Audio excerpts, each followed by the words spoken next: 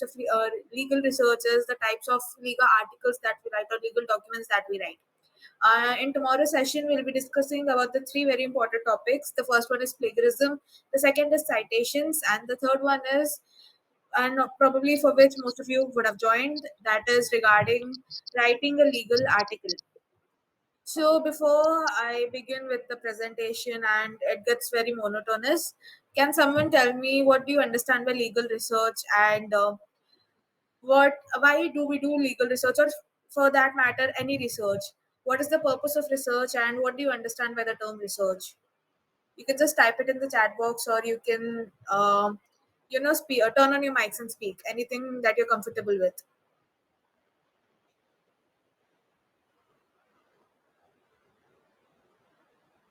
In-depth search, okay, that is something accurate. Yeah, please speak.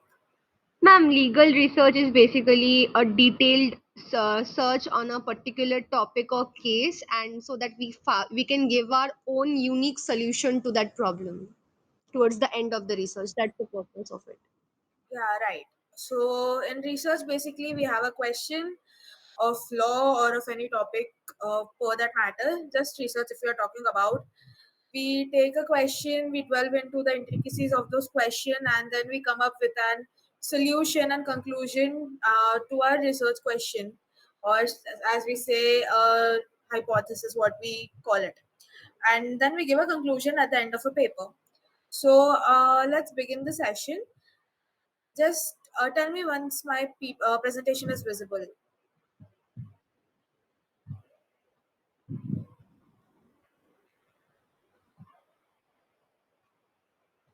So is my presentation visible to all of you? Yes, ma'am. Yes. Yes, ma'am. Okay, great. So yeah, day one of research, we'll be talking about these four topics. Firstly, what is research? The purpose of research. Then we'll delve into the question of what legal research is and different kind of legal research methodologies. Now, coming to research, you've already partly answered the question correct, and that's almost wholly answered the question correct. Research can mean to investigate, or to do an inquiry, or to study, or analyze, or review, or examine, and many such words. These are some words that explain what research is. It includes investigating, inquiring, studying, doing analysis, testing, and assessments on a particular question. The purpose of research is something that you need to know in order to understand what research is. The purpose of research is either to know about or to contribute something new to the existing state of knowledge. What is the purpose of research? Now let's understand this in a little bit more detail to understand what research is. The first one is to contribute to existing knowledge or discipline. Now there's a lot of knowledge already out there in the world for all of us to read through.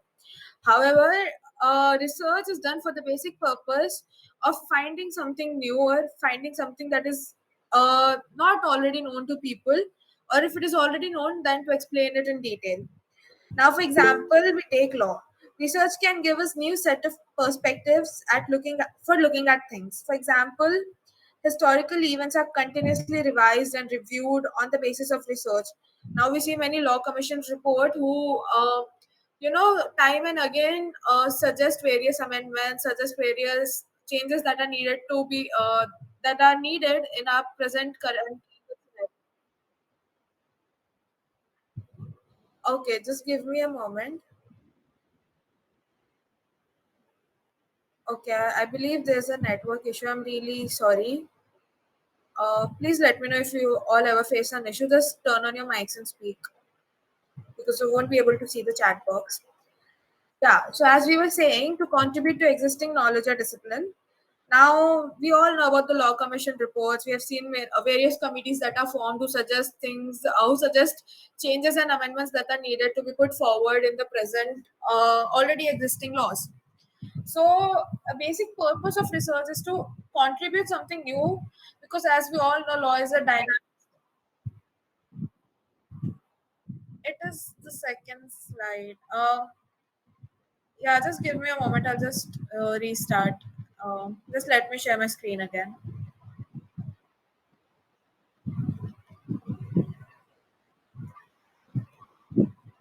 Yeah, so is my screen visible to you all?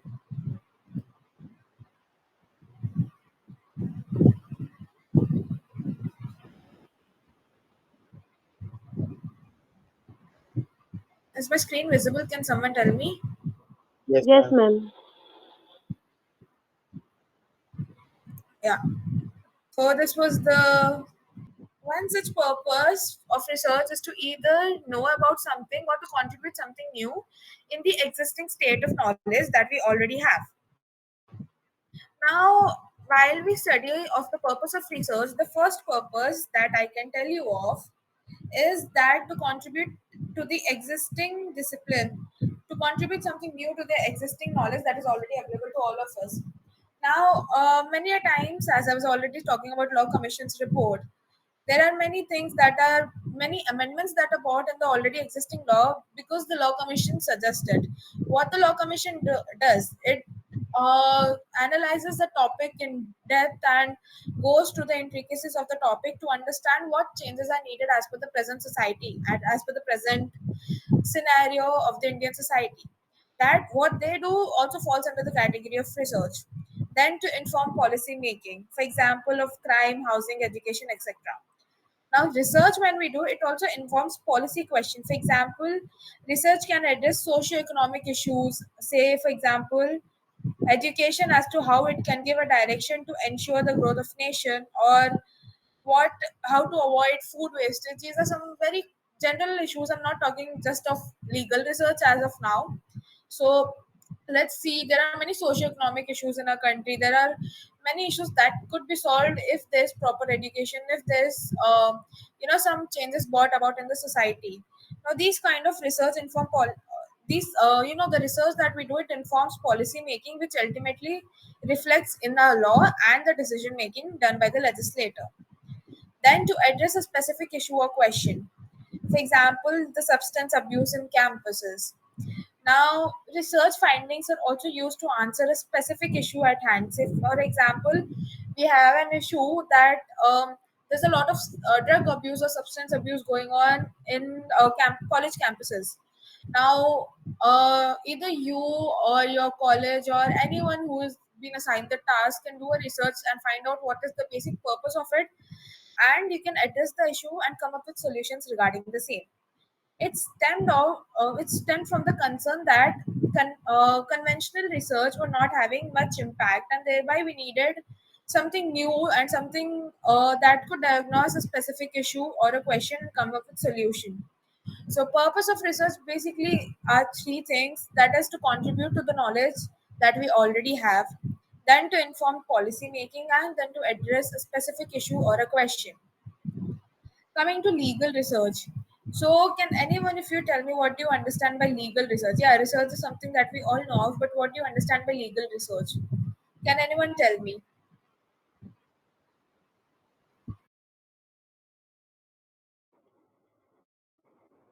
This is mostly Sorry, related to again and legal. again.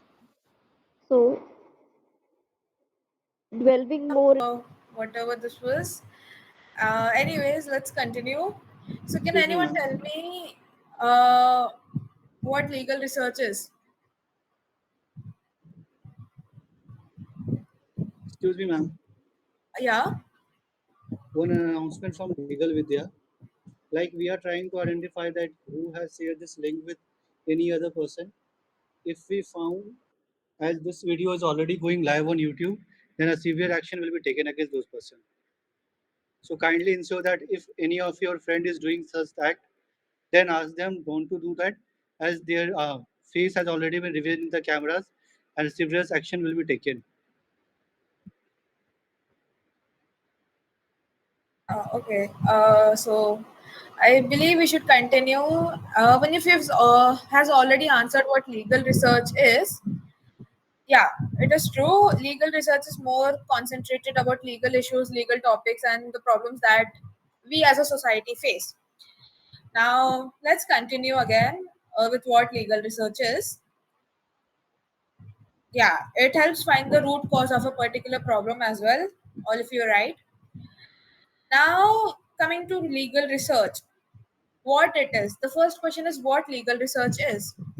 So, it is a system. Legal research can be understood as a systematic finding of law on an identified topic. That is, we have a particular question on which we do research and find topic, or It cannot be restrained to a question. It can be generally a whole area, as well as an inquiry into law with a view of making advancement in the science of law. So basically, legal research, as you have all stated, it is more concentrated to the legal aspect of the society. We have a particular question or a particular thing in mind, and then we what we do is we go to people. We have our books, we have our legal resources, many resources which I'll deal with in further cases. And then what we do is we come up with solutions to a particular issue if we have an issue in hand, or we find what the reason is behind the state of particular matter. Say for example, I am saying that the cases of theft are increased recently. Yeah, I'd say in the recent decade, in the recent 2 to 3 years after coronavirus. Now, theft is something that is also legal in nature, and also it's something that you can relate with the present socio-economic state of a particular country.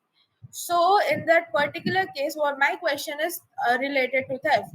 So, I'll use criminology as my base. I'll use I'd say various legal databases that I already have. Say, for example, one such legal database where you can access the number of cases of a particular thing is NCRB. Now I'll have that. I'll have many other legal sources from where I can, find the answer for my question. Who does legal research? Now we as students, then there are judges, then there are legislators, teachers, advocates, anyone who is in the field of law is always doing research. Either that is for writing your answers to your homeworks or to your questions that have been given to you, or it is for, I'd say, a particular dissertation that you have been assigned, or for a research paper that you want to write. Everyone who is in the field of law does research at one point or another, so it becomes really important for us to understand various kinds of things that legal research dwells with. Now, need for legal research, I have mentioned five needs. The first one is ascertainment of law on a given topic. The second is highlighting ambiguities and inbuilt weaknesses in law. The third is to critically examine legal provision, principles, or doctrines with a view to see consistency, coherence, and stability. The fourth is to undertake social audit of law. And the fifth one is to make suggestions and improvement.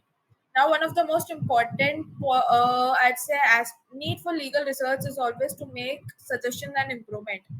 As I've already stated, as I've probably already told you 5 to 10 times, the need for making suggestion and improvements can be highlighted when we look at law commission's report. So I'll make sure to show you all a law commission report tomorrow, and you can see that when they make a particular suggestion, or when they make a particular suggestion that this amendment needs to be done, or this is something that needs to be changed in the original existing law, they give a detailed research and a detailed idea of why that particular thing is needed. So making suggestion for improvements is one of the uh, very important aspects of why we need legal research. Apart from that, to ascertain a law on a given topic or a subject, that is to find out the law and to understand the law. Then second is to highlight ambiguities. What we mean by highlight ambiguities is that if you have ever done moot court, so you might have already seen that in moot courts, what issue we all deal with is, we always find loopholes. Now research is also done to find those loopholes and weaknesses in law, so that in the end we can make suggestions, we can strengthen the law. Then coming to the third one, that is to critically examine legal provision, principles, and doctrines. There are many doctrines, there are many provisions already existing in law. Now, to understand their applicability and to understand those provisions is also why we do research. Then, to undertake social audit of law with a view to highlight, with a view to highlight, yeah, I believe there's a text. Yes, Priyanka will be sharing the PPTs, don't worry. With a view to highlight its pre legislative forces and post legislative impacts.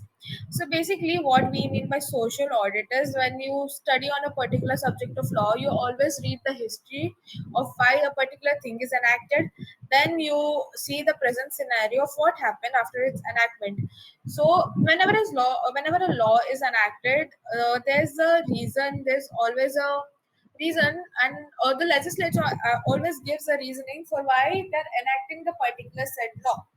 So that is something post legislature. Now coming to something uh, after the legislature is has after the act access. If example we are talking about the MTPA Act, that is the Medical Termination of Pregnancy Act. The act was brought about for a particular reason. Now the parliament before enacting the particular act had its reasons in mind that okay, this act will bring about these changes and it will benefit society in so and so way. Now, when we do research, we also see whether those post legislative impacts have been brought about in the society or not. So, to study about the post legislative, pre legislative, and post legislative impacts of the law, then to make suggestion, to examine various doctrines, to find loopholes or to highlight ambiguities, and to understand a particular subject are some reasons why we delve into legal research and why we do legal research. Now, something that is very interesting, which even I didn't know for a very long time, that there are hundreds of research methodologies that I can choose from, some of which are as follows. So, I'll be dealing with these eight type of research methodologies. I'll just explain these eight type of research methodologies in brief. The first one is descriptive and analytical. Then there's applied and pure, quantitative and qualitative, and conceptual and empirical. Now, when we see what is descriptive and analytical legal research, now descriptive legal research describes the state of affairs as it exists. Now, it describes. First, I'll be reading and then explaining to you, so it will be easier for you all to be with me as well. It describes the phenomenon, reporting what has happened or what is happening, without going into the reason or causes. The tools used are surveys, comparative and correlation methods, and fact finding inquiries. But it does not establish any relationship between the variables. Now, what descriptive legal research does it describes the present state of things. Say, for example, I have taken that I want to do a descriptive legal research on XYZ law. What I'll see is what the law is right now and what has happened before that law was there and what is happening right now. But I won't go into the reasons. I won't find reasoning for why that law is the way it is or why there are these particular impacts that are happening. Now, coming to analytical legal research, it uses the facts and information available to make a critical evaluation. The analytical approach requires logical reasoning and interpreting laws to conclude. Analytical research uses interpretive methods to examine cases, statutes, and other forms of law to seek out, construct, and reconstruct rules and principles. Now, the basic difference between analytical and descriptive legal research is in descriptive legal research, we just describe the way the particular law is. That is, मैं किसी चीज के reason के पीछे नहीं जा रही हूँ कि अरे यार ये क्यों हो रहा है. I'm not delving into that. Whereas in analytical research, I do a critical thinking, I use logical reasoning and interpret law in such a way to come up with those conclusions, to form new principles, to come up with new ideas so that a change can be brought about into the society basically. Applied and pure. So, applied research or action research aims at finding a solution for an immediate problem. Here, the researcher sees his research in practical context, whereas pure legal research, it uses the facts and information available to make a critical evaluation. The analytical approach requires logical reasoning and interpreting laws. So, while we're doing applied and pure legal research, the main aim of this applied research, firstly, is to find a solution for a problem that is already existing. Now, the later one focuses on generalization of formula and theory. So, basically, in pure legal research, we do not delve into why something is happening or we do not find an answer to a question. There's a particular topic that is already there. We focus on something that is generalized already and form a theory. The researcher does not focus on the practical utility of the research. Then quantitative and qualitative, it is one of the most used legal research, I'd say. So quantitative research is based on measurements of quantity or amount. It is applicable to a phenomena that can be expressed in terms of quantity.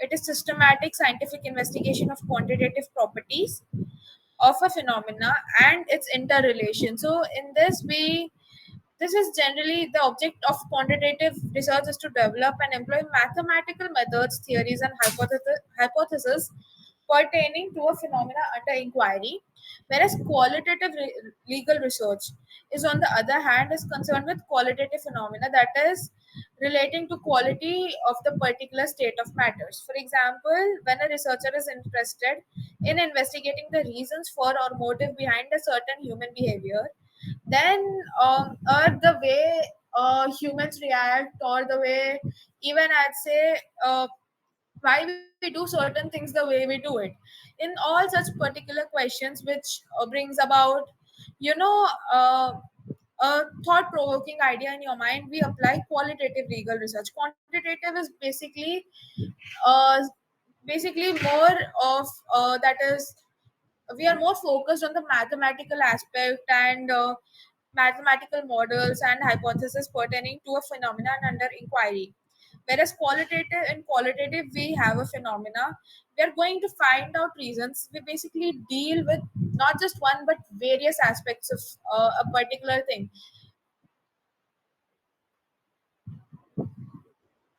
Yeah, I'm really sorry. I'll do that.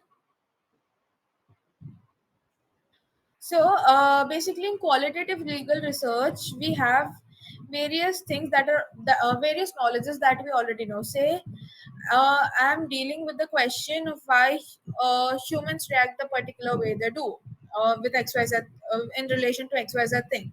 I won't just stay into the psychological aspect. I'll also go into the social aspect of it. I'll also go into the social behavioral aspects of it. I won't restrain myself to a particular topic.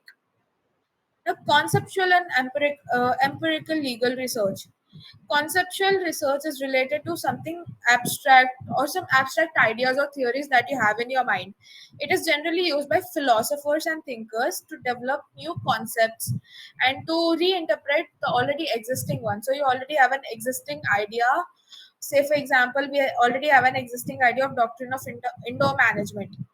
Now, when I apply conceptual legal research method, I have this idea at my hand, and then I'll try to add something new to it. I'll try to reinterpret it in my own particular way.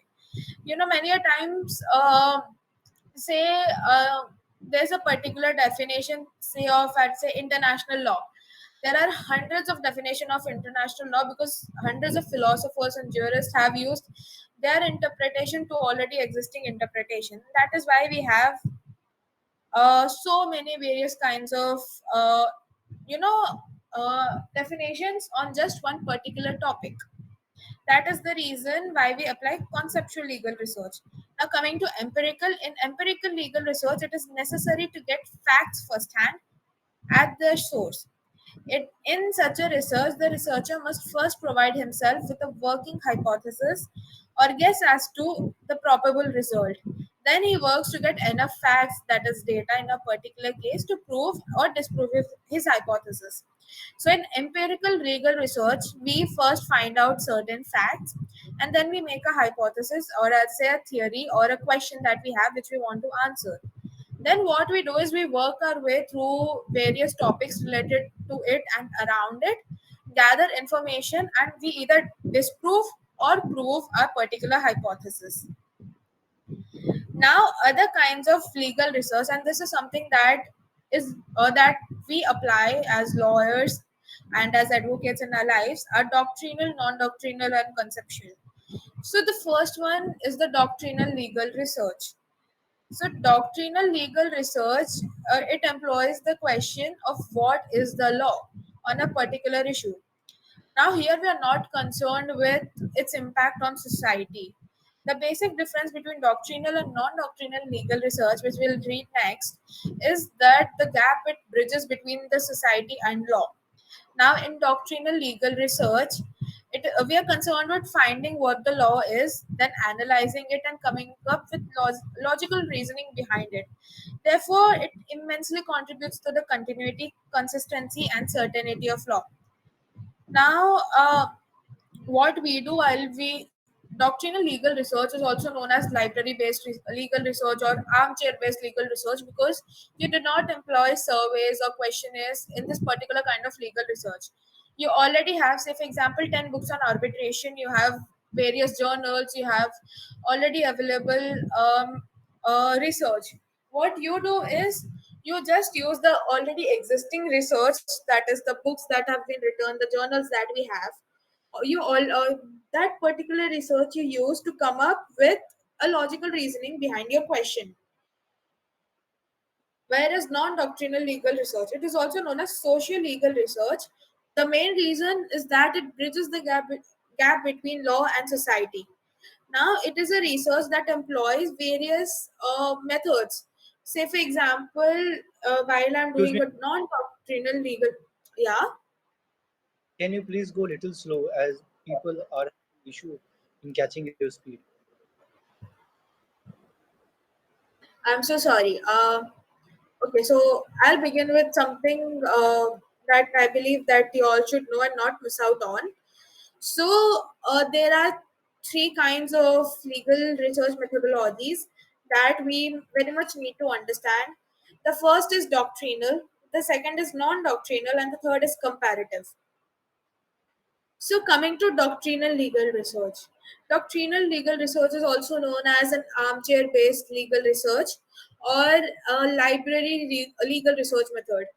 The reason behind it is that we use. Stop sharing.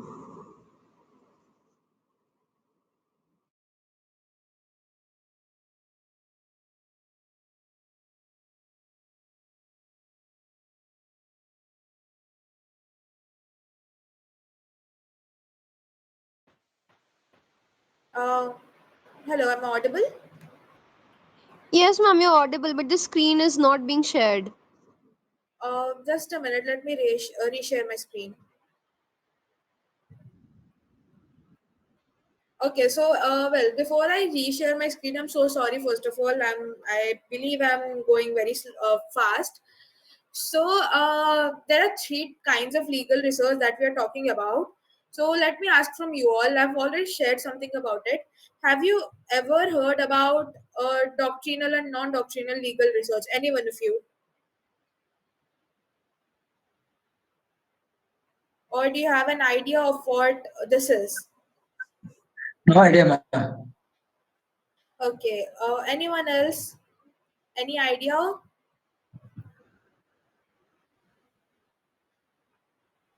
Okay. So now before I again share my screen, I'll just tell you in brief what doctrinal and non-doctrinal is and the basic difference between them. It'll make it much easier for you all to understand. So, yeah, tell me. You've raised your hands. Yes, ma'am. I just want to answer this. Yeah, Ma'am, when it comes to doctrinal research, it is much related to the case laws, the statutes, the provisions. So basically, our sources would be bare acts and the precedents. Whereas in the non-doctrinal research, it is more about information gathering, about first-hand data collection, and then using interviews, questionnaires, and all that secondary sources also as a source of materials for research. yeah, exactly. She has given the perfect answer, and I hope you all have also understood something with the answer. So, thank you. I believe it's Vaishnavi. I'm sorry if I mispronounced the name. Uh, You're correctly. Yeah, okay, great. So, yeah, she has explained it very accurately that in doctrinal legal research, we basically use books and statutes and journals that we already have, cases that we already have, to answer a particular legal research question. Whereas in non doctrinal, we use questionnaires, we do surveys to find reasons behind a particular thing. Yeah, you've raised your hand, Antu. Please speak. Yeah, hello, man. Can you start from the basics because I'm a law student, first year law student, so I don't understand anything regarding legal research. So can you start from the basics? Yeah. I'm sorry to So ask if it is possible, kindly do. yeah, I'll definitely do that. So I'll just complete this doctrinal, non-doctrinal topic, and then I'll just give you a refresher of everything, and I'll make sure that I go slow now. I'm so sorry for going with such a speed. So let's just finish the topic of doctrinal and non-doctrinal. Is my screen visible?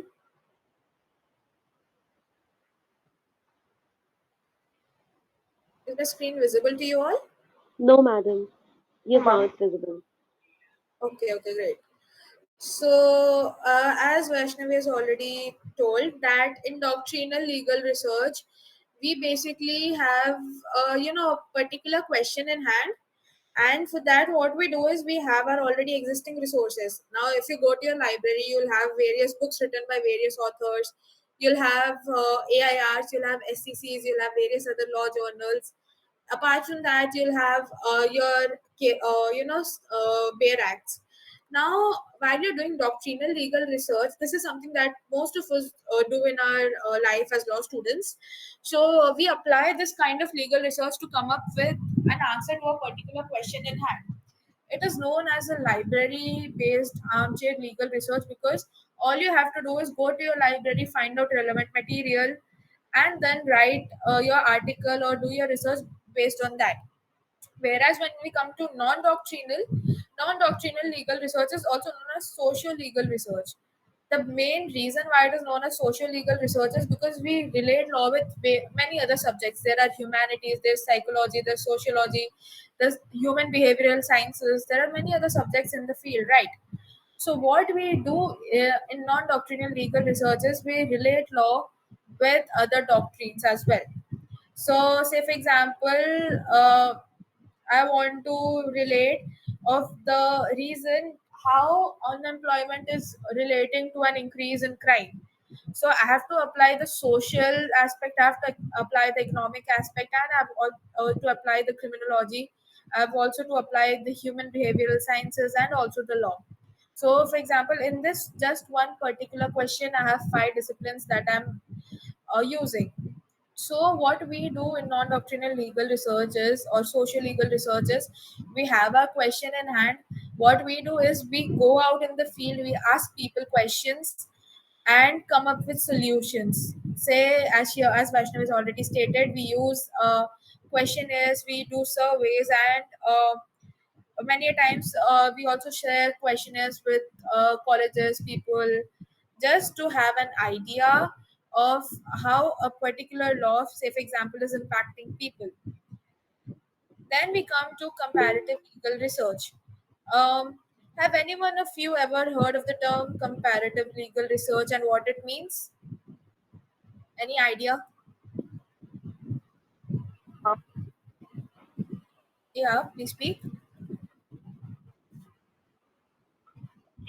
Yeah, just stop presenting my screen. So, yeah, it's just a discussion. Yeah, what is comparative legal research, Vaishnavi, if you know?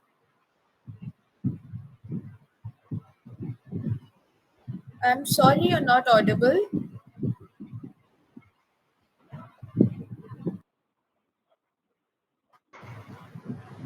Can you hear me? Yeah, we can now. Yes, ma'am. Basically, for comparative legal research, there should be a previous one and there should be a statute or something after amendment. So we compare the changes with why there was a need of a new amendment. We compare the changes, we analyze the changes in a comparative study, or else we take two concepts and we do a comparison. We find the differences and analyze the differences. That is how comparative legal research works. Yeah, that's right. So, what we do in comparative basically means to compare two existing topics. So, say for example, as you stated, there was an act before amendment and there was an act after amendment. What was the need of amendment? What changes have been brought about by the amendment? And what is the impact of the particular amendment? Or many a times, comparative legal research also involves comparison of legislatures of our country versus the other countries. So, for many a times, we see research articles being written on corporate social responsibility in India versus corporate social responsibility, say for example, in USA. So that is something, a topic where comparative legal research can be used. So basically, in comparative legal research, what we do is we compare to existing topics and we highlight the cultural and social character of law and how does it act in different settings. So, what comparative legal research is basically useful is in developing, amending, and modifying the already existing laws. So, this was the first part. So, as I've already gone through very, I would say, in a speedy manner. So, I'll just give a refresher. So, first we had the question of what research is, to which you have answered. I believe all of you have answered and already know what research is. Research basically, yeah, if anyone of you would like to say, you can say. If anyone has understood anything of what research is and why do we do research. Yeah, Vaishnavi, please. Um, yes, ma'am. We basically started by question like what exactly legal research is, and then we have well deep into what the legal research is. Basically, to start with, uh, research is something related to the analysis, investigation, inquiry, study, analysis, probe, review, exploration of subject.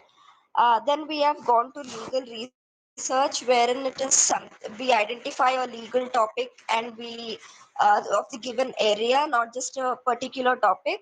And then we advance our knowledge by referring to various other sources. And basically, people like judges, legislators, students, teachers, and advocates do that. Should I continue with the next part also, ma'am? Yeah, let's see if others have understood something. And thank you so much for explaining it in such a nice manner, Vaishnavi. Yeah, I believe you have understood something. So basically, legal research means that you investigate on a particular existing legal topic that you have at hand. Research basically is, find fact finding process or investigating a particular question that you have. And the purpose for research is, by the purpose for research helps you understand what legal research is. So, when we see the purpose of research, I'll just share my screen now so you all can see, and then we'll go to the second part of today's session, that is various kind of legal writings. So, the purpose of research basically, I have divided into three. The first one is to contribute to the existing knowledge in a discipline. Say, for example, we are talking of law. Now, when as a legislator you do research, the purpose for that research is that you already have particular topics at hand that you already know, but you want to find out something new. You want to contribute in your field, and that is why you do research. The second is to inform policy making. For example, crime, housing, education again. Now, research, what it does, it informs policy question. Now, by policy, I mean the legislative questions that the parliament, say for example, has it's in mind. For example, research can be used to address the socio-economic issues and how those issues can be solved with the help of education. So the second one is to inform policy making, and the third one is to address a specific issue or a question. Say, for example, you have a question at hand at how how your economic status defines your whether you'll be a criminal or not. Say, for example, it is a very vague question, but you have this question and you want to know whether your economic status affects your criminality or not. So that is a question. I have a specific question in hand, and I want to address this question. That is another reason why I do research. So basically, the threefold reasons are to contribute to the existing knowledge, to inform policy making, and to address the specific issues. Coming to the most important point, that is legal research. Now, legal research, as she has already explained, legal research is basically a systematic finding of law. Now, in a particular area. So, what you do in legal research is basically you have a question at hand relating to law or to relating to law and the society. You have a question at hand.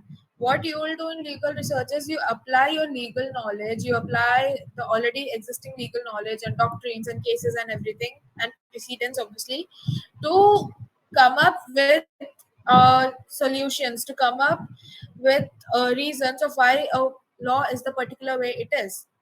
Who does it? As Vaishnavi has already stated, the legislators, the judges, the students, the researchers, the advocates. You want to argue in a court, you need legal research. You want to write your article, your thesis, your dissertation, you need legal research. Even the lawmakers who are sitting in the parliament, they need legal research to make before making laws. Whether that particular law is really needed, whether you need, whether there's a need for an amendment in the particular law. Even the legislators who are sitting at the top need to do legal research, and judges. Obviously, if you are a judge and before and you want to write your judgment, you need to do legal research so as to understand that so as to make it understandable for the parties who have argued before you. You need to employ various legal research methodologies to write your judgment, to give reasoning for your judgment. The need for legal research, firstly, is to understand a given topic or a given subject. Secondly, it is to highlight the loopholes. Now, we all know that the existing law is nowhere near perfect. If there's a provision that says you'll be imprisoned for 7 years for a particular thing, there's also provision which is a loophole which can help you get out in a year or so. So, to highlight those ambiguities, to search for those ambiguities and loopholes in law, that is another reason why we do legal research.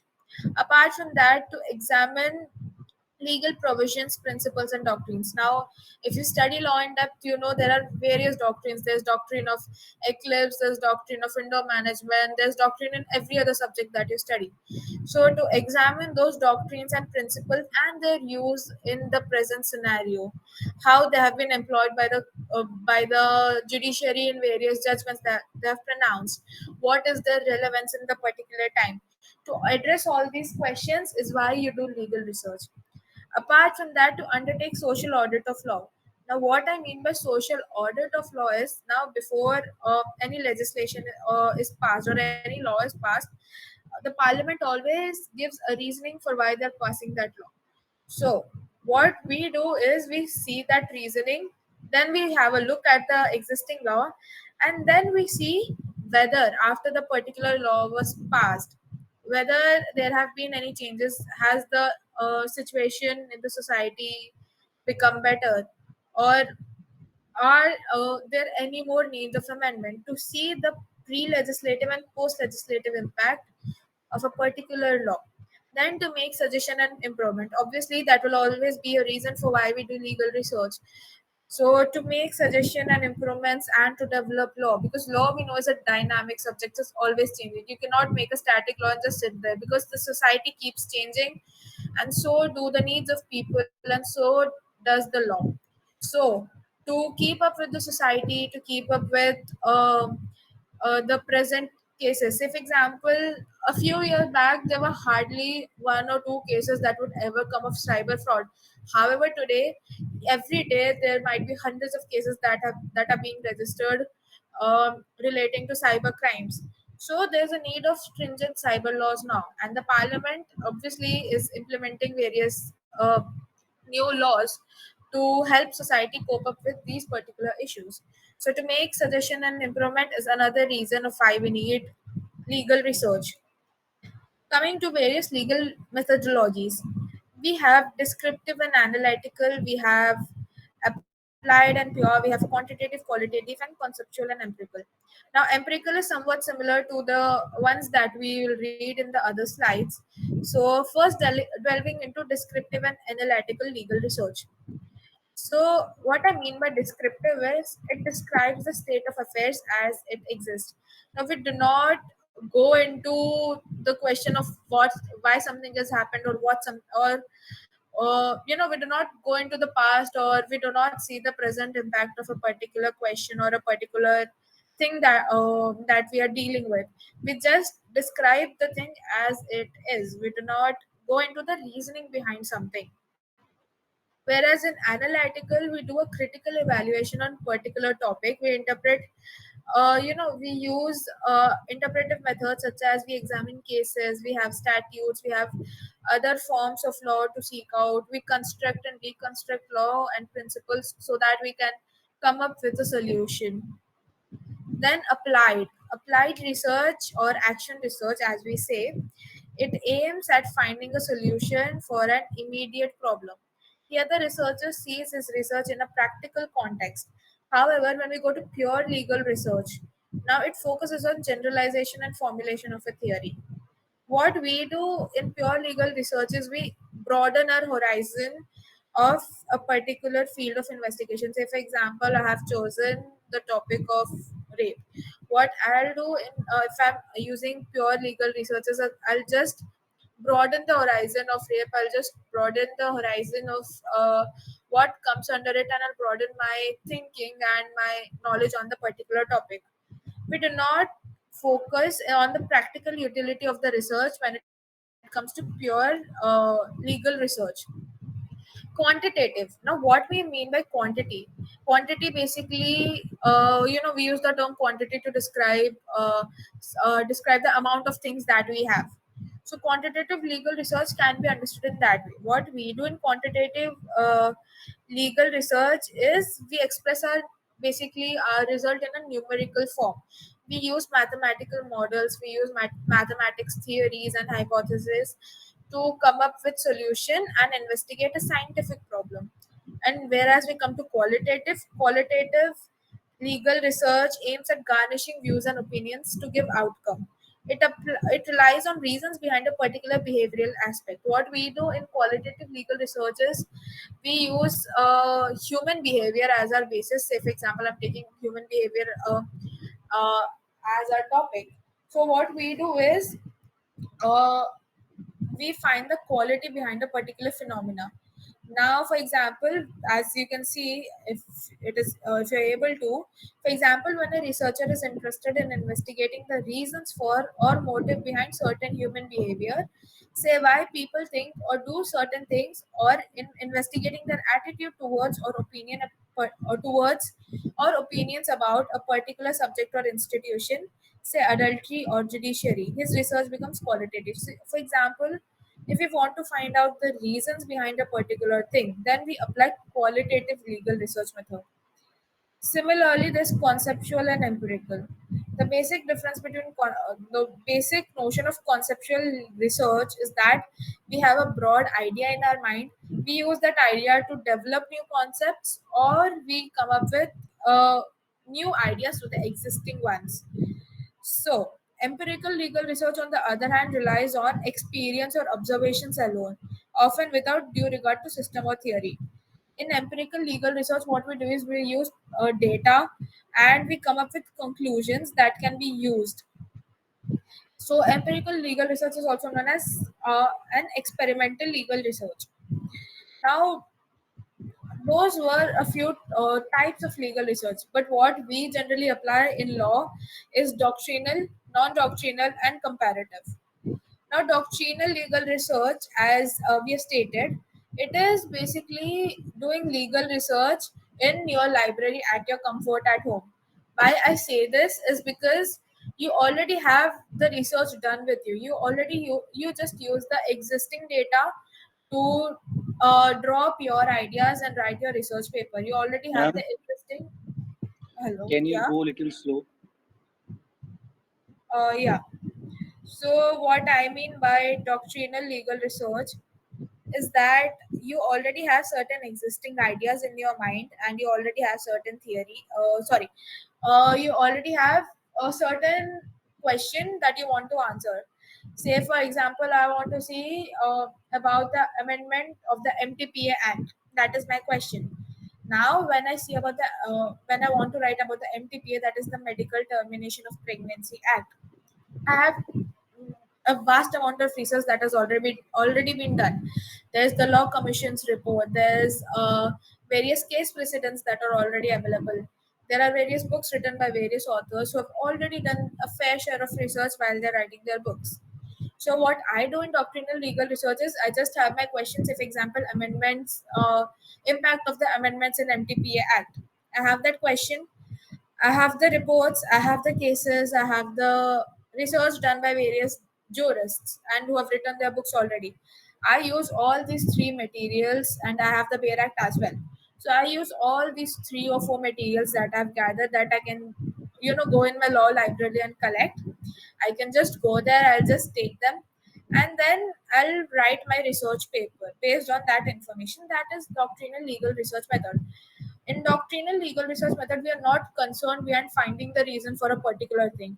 The general question is what is law and why we are applying it. That's it. Whereas in non-doctrinal legal research, we draw up a relation between the socio-legal aspect. Now, socio and legal, that is society and legal aspect of research. We combine the two to make our research paper. In this type of research, we use surveys, we go to the field, we ask questions to various people, then we distribute questionnaires. This is something we do in non-doctrinal legal research method.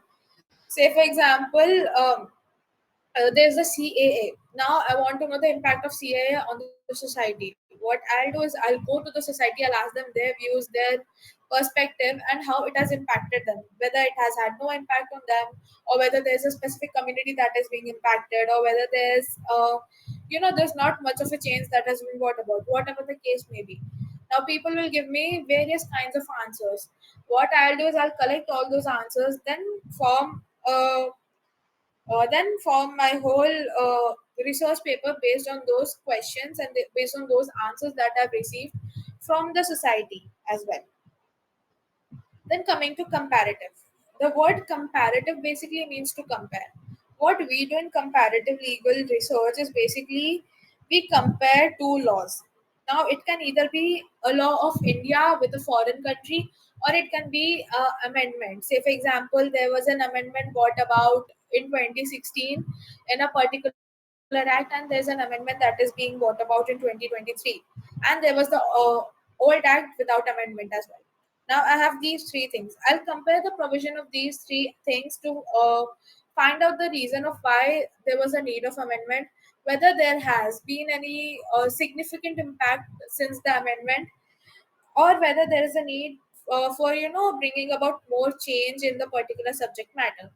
That is what comparative legal research is. So these are a few kinds of legal research that we employ in our day-to-day basis in our as law students. The comparative one, the doctrinal one, and the non-doctrinal one. So these legal research methodologies are often used by law students, that is all of us, I'd say, to help us write a research paper, draw a research paper. Now, when we talk about research, there are various kinds of legal research writing. There's article, there's thesis, there's research paper, there's dissertation. Do any one of you know the difference between these concepts, between dissertation, between thesis, and between research paper?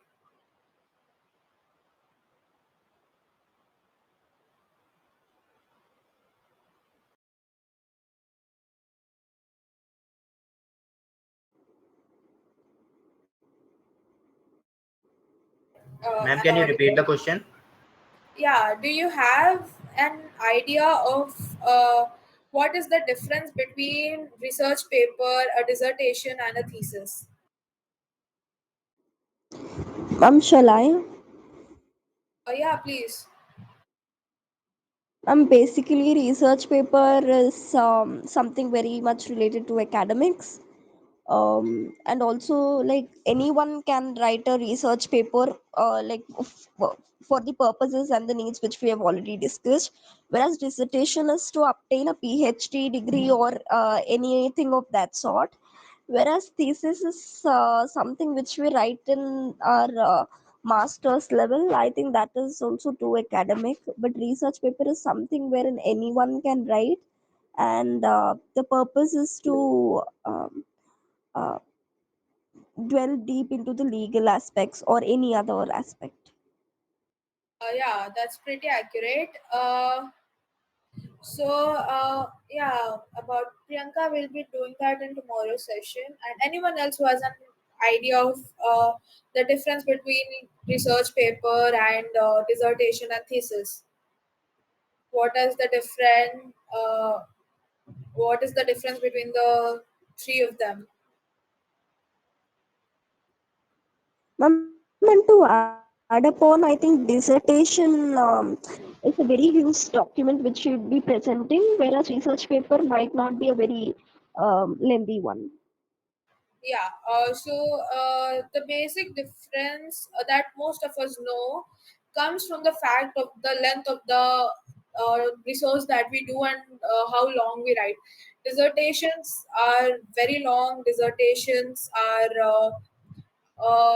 Uh, Dissertation and even thesis. Thesis also is something that is really long. However, research paper does not have to be, lengthy, or does not have to be 50 to 60 pages long. However, when it comes to dissertations and thesis, there's a word limit that the legal scholar needs to follow. So let's delve into the three questions of uh, the three topics, that is legal, research paper, dissertation, and thesis.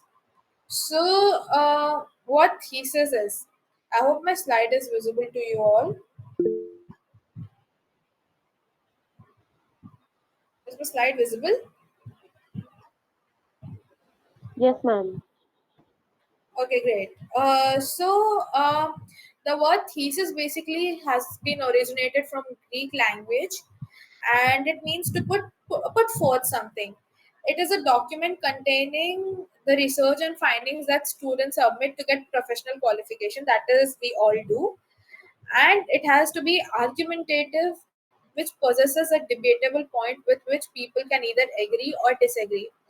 Now, in short, it is basically writing a research report, a little lengthy research report that contains a problem which you have dealt with, on which you have done your research.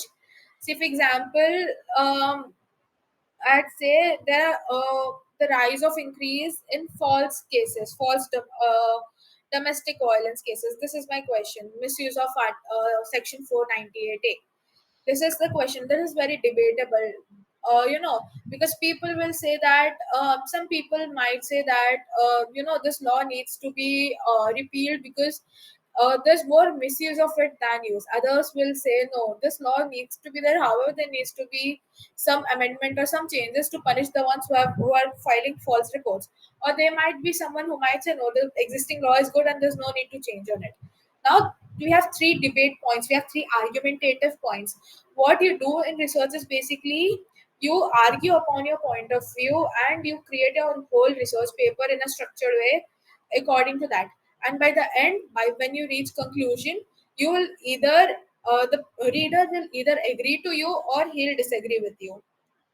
Then dissertation basically is done.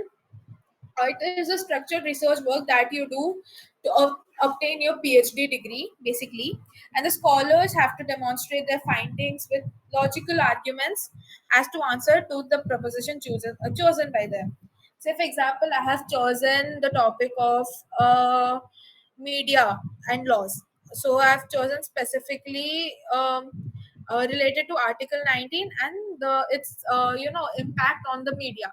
So I'll write, while I'm doing my dissertation, I'll not just constrain myself to Article 19.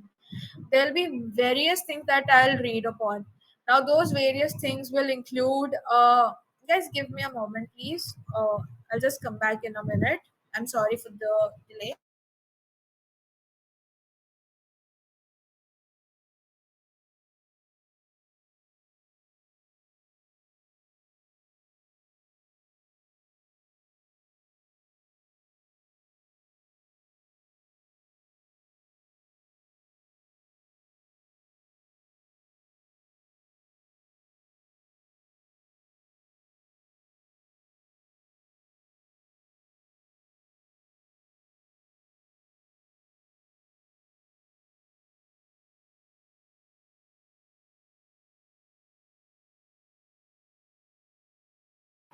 Yeah, I'm sorry for the delay. Yeah. So let's continue. So we were talking of dissertation. So you have already stated rightly, Vaishnavi, that dissertation is something that we do while obtaining our PhD degree. So what we do in dissertation is basically we do an in-depth, very much lengthy research to write on our particular chosen topic. Now, dissertation, as you can see the second line, it is a long form piece of academic writing based on original research conducted by you. That is the research scholar. The researcher earns his PhD degree after submitting and defending his dissertation. Now, dissertation is also something that is argumentative and you have to defend on it. So, when you're after when you'll first submit your synopsis, then if that has been agreed upon by your research guide, then you'll write your whole length research paper which will have in which you'll dwell with various questions of laws or whatever your topic might be. And after that, you'll have an exam that I don't know of foreign, but in India we have a viva whereby you'll have to defend your dissertation. You'll be asked questions upon your dissertation and you'll have to answer them. So basically, dissertation is something that is in-depth article, in-depth research work on a particular topic. Say, for example, as I was saying, I have chosen Article 19 and media, impact of Article 19 on media. So what I'll do is I'll in-depthly study that particular law. I'll come up with the questions that I want to deal with. I'll answer those questions throughout my dissertation. Now, dissertation is usually very long, and while we see the difference, it will make it much easier for you all to understand. And coming to research paper. Research paper is a form of academic writing that anyone can do. Say you're a student, say you're an advocate, say you are an teacher, anything any profession you are in, even now, you can do legal research and write a research paper. So, research paper is a form of academic writing. It is prepared on the basis of original research conducted by the author on a specific topic, along with its analysis and interpretation and findings.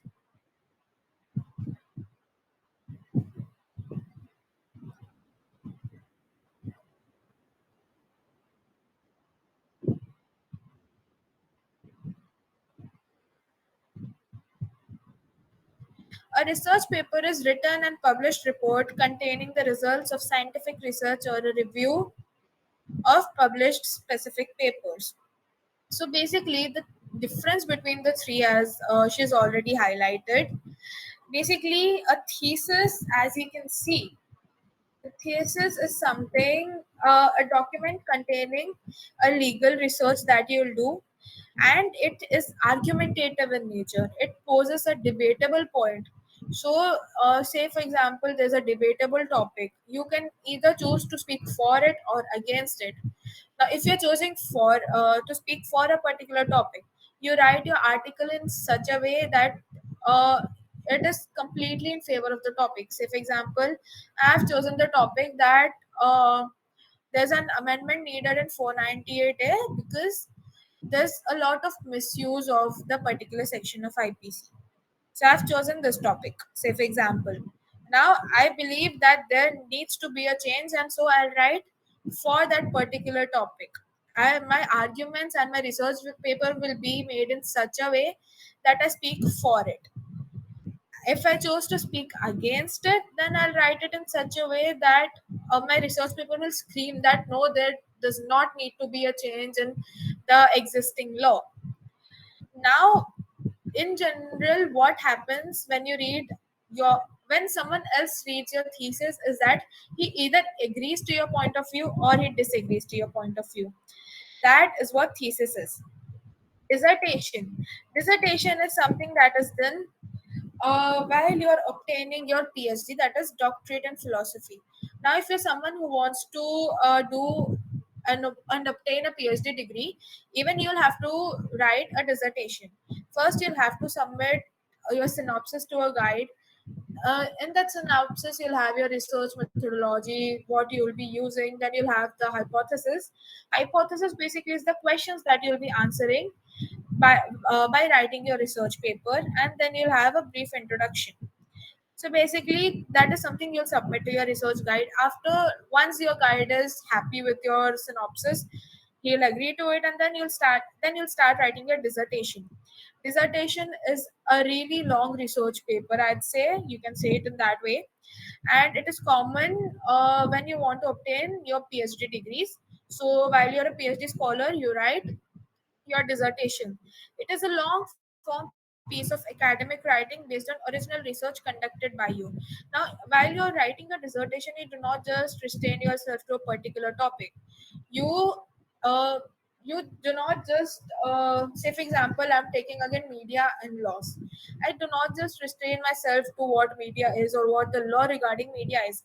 I read everything around it, whether it be various laws related to media, whether it be the constitution, whether it be the various case laws. I read everything in depth, I analyze them, and then write my dissertation. So a researcher earns its PhD after submitting and defending his dissertation.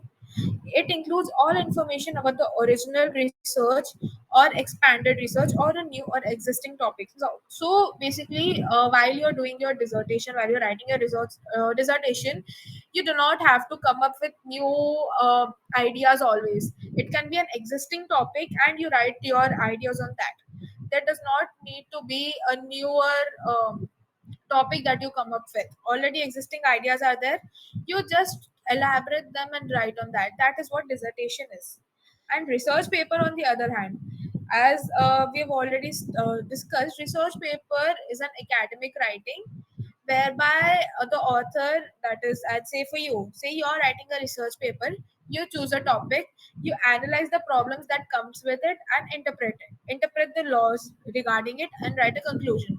So generally what we do while we write research paper is we write our abstract, then we have our keywords, we write an introduction to a topic, then we delve into a topic. We say, for example, we delve into the history of a particular act or law. After that, we study various amendments that have been brought about. We study the cases around it, and then we also study the impact of the particular law, and then we write a conclusion. These 4 5 headings are always mentioned in your research paper. The differences is something that will make it easier for you to understand. Now, thesis, as you can see, refers to a concept, theory, or idea proposed as a statement for consideration, particularly for discussion, indicating the student's or the researcher's knowledge about the topic. It is usually 100 pages or more, and it is done to obtain a degree or professional qualification or to showcase your knowledge and showcase your interest in a particular field. Dissertation is also something which is very similar. The only difference is of how lengthy the things are. Now, thesis can be anywhere around 20,000 to 80,000 words, which is a lot when you start writing. However, dissertation is something that can be done under 100 pages. So, dissertation is a lengthy written article, written research work on a specific topics chosen by a research scholar, which answers the specific question chosen by the student. It is why we do it is basically to test the candidate's ability to undertake independent research and understand the subject. Then, coming to research paper. Research paper is an original, non-plagiarized, elongated form of an essay. Basically, essay is something that you write in around 1,000 words. Now, just elaborate it. That will become your research article, research paper. So, it is an elongated form of essay highlighting the interpretation, evaluation, and arguments submitted by the researcher, which is the student in the instant case. Now, there's no word limit as to how long your research paper must be. It is proportional to your study. If you go for around paper presentation, some might say to write a paper for 1,000 to 3,000 words. Some might say 5,000 words. Some might say 6,000 words or 10,000 for the matter of fact. So it is basically proportional to the study. And it can vary from time to time. There's no word limit of how much you need to write in order to write a research paper. It is done to prove your credibility and contribute your knowledge to the existing field. Basically, research paper, as we have already discussed, it can be written by you at any time in your life. Say you're a first year student, second year, third year, you're in college, you have just graduated, you're an advocate, uh, uh, or you are a teacher. You can write research paper at any point of time in your life. You can choose a subject of your liking and do research on that particular subject and explain that particular subject in depth. That is what research paper is. Whereas dissertation and thesis, both of them are done during your time when you have to graduate. Now, dissertation is specifically done during your PhD. Now, while you're doing your PhD, as I've been already stated, what you do is you take a question, or you choose a topic, then you build your ideas on the topic. You choose, say, 3 to 4 hypotheses. That is the question. You build your ideas on the topic, and then what you do is you write your paper around it. So it is a fewer than 100 pages. What you do is, it is your original research work. So you start from the scratch, and you do not leave even one particular information regarding a particular subject, and you write your research paper, your dissertation. Then you submit your dissertation to your guide. It gets verified, it gets submitted. What you do, the next step in order to achieve your PhD degree, that is a doctorate, is you defend your paper. Why I say defend is because you have written something of your original idea. You defend your ideas in front of the panel sitting before you, and then you obtain your PhD degree. Thesis is also generally written while you're graduating. Many colleges have this rule that you have to write a thesis of around 20,000 or 50,000 words for completing your LLB degree. So, thesis is basically, again, you choose a concept that you like, you build on that concept, you write on it, and you submit that particular piece of research to your college or to your institute in order to obtain a degree. However, research paper is not done to obtain a degree. It is basically done to prove your credibility and contribute to the field of law.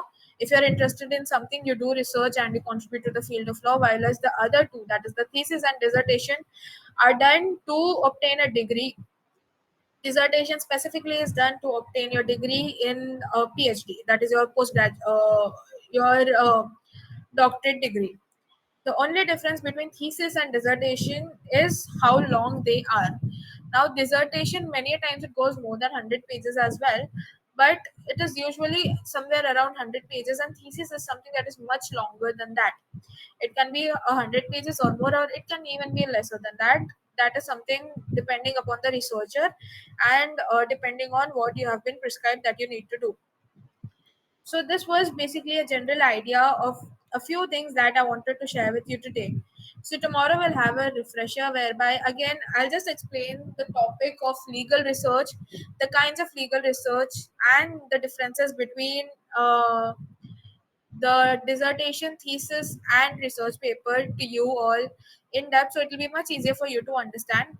Whereas tomorrow we'll also read and study something that you all might have joined for, that is the citation part, the plagiarism part, and how to write articles, how to write good research structured articles. Uh, so, if anyone has any query regarding to today's session, please do ask me. And tomorrow we'll delve into the concepts of which I can see questions that are already here. So regarding research and ma'am, if a college library doesn't provide good books, there are many libraries, Priyanka, where you can go by to search for books. Apart from that, always you can go for. You can always go for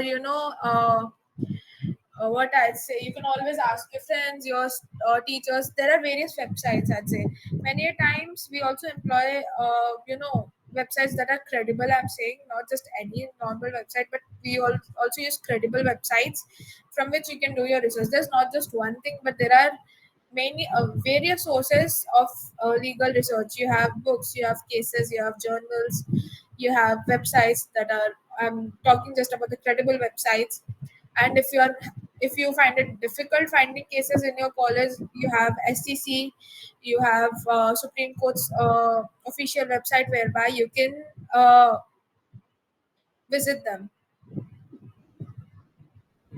Yeah, we'll definitely provide the PPT in Zoom. So this is something that I had to share for today, and tomorrow's session will be a little bit more longer, and we'll have a break in between the sessions. So I hope you all come prepared for tomorrow, and also for tomorrow, I request you all to kindly could you kindly turn off your mic, please. Thank you so much. So I request you all to, just take 5 minutes of your time today and try to analyze and read about what plagiarism is and why it is important to avoid plagiarism while you're writing your articles, or how can you avoid plagiarism. I'll be sharing how you can avoid plagiarism, but I expect you all to come up, with certain ideas of uh, what plagiarism is and why are certain contents plagiarized. Tomorrow's session will be much longer, so don't worry. It will be around for 2 to 2.5 hours, whereby I'll be dwelling with each and every small aspect of legal research writing, and we'll begin our session with talking about plagiarism, because that is something that is really important for you all to understand. So we'll start a session with plagiarism. After that, we'll delve into the concept of what citations are. Citations are something that is really important for you all to know. Reason being that citations help you, I'd say, kind of it gives credibility to your work. It shows how much research you have done. Even when you go to moot courts and all, usually I'd say people who have done good amount of research will have higher number of citations than the one who have not done research at all. So citations is something that validates your research as well. Apart from that, we'll also learn of how to write legal research articles, and how what can be done to improve our article writing. So these are the few things that we'll be dwelling on tomorrow.